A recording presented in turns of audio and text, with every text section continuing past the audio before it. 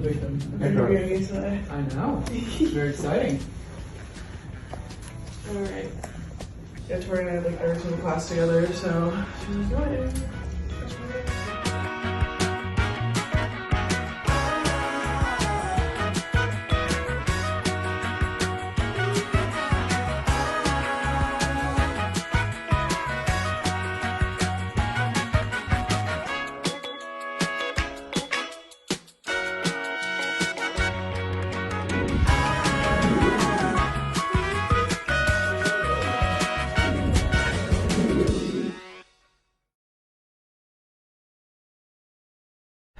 Hi, my name is Grace Donnellan, and I'm here with Trisha Booker, instructor of multimedia journalism in the School of Communication here at UNF.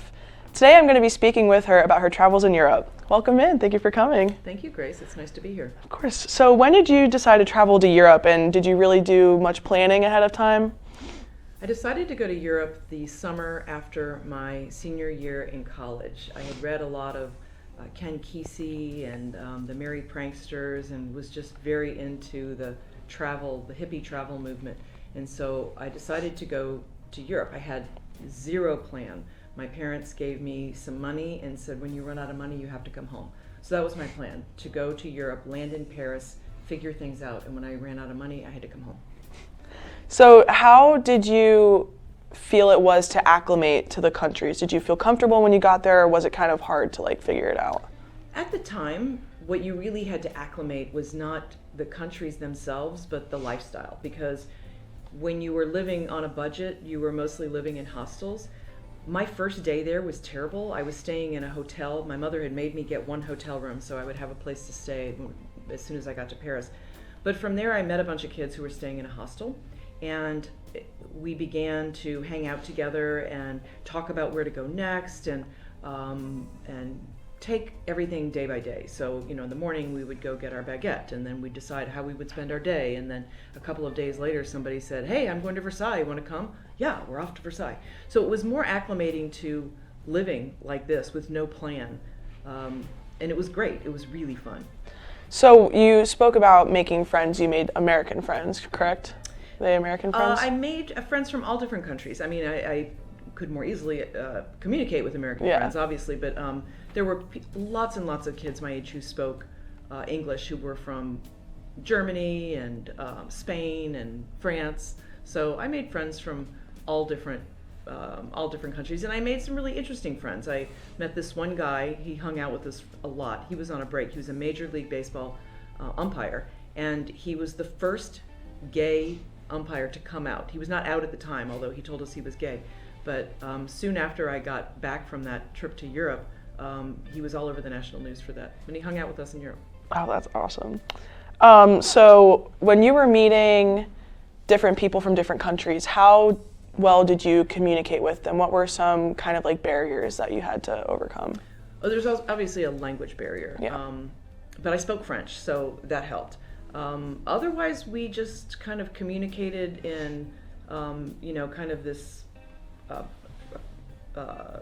like a basic sign language, just telling, eat and travel, and lots of laughing. But mostly we communicated with very rudimentary. What was the safest country that you felt was the best for you? Because you said you were a 21-year-old girl alone, traveling by yourself. I mean, obviously you had friends, people that you traveled with, but for some of the time you were alone. So which country did you feel the safest in?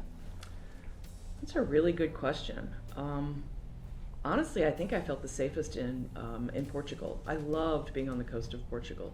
But I was also very careful. I mean, I was alone, but I didn't travel at midnight by myself, things like that. Yeah. There was one instance when I did not feel safe, and that was when I was sailing from the Balearic Islands on a ferry back to Barcelona, Spain, and I got really, really sick. And two guys I didn't know, I was barely conscious. I had been throwing up, and I just was really sick. So they kind of dragged me to this hostel and checked me in. And I was there for 2 or 3 days, sick as a dog. And it was a really cheap hostel, so we had all kinds of people staying there. I mean, there were prostitutes and homeless people staying there. Everybody was very kind, but I had to be very careful too.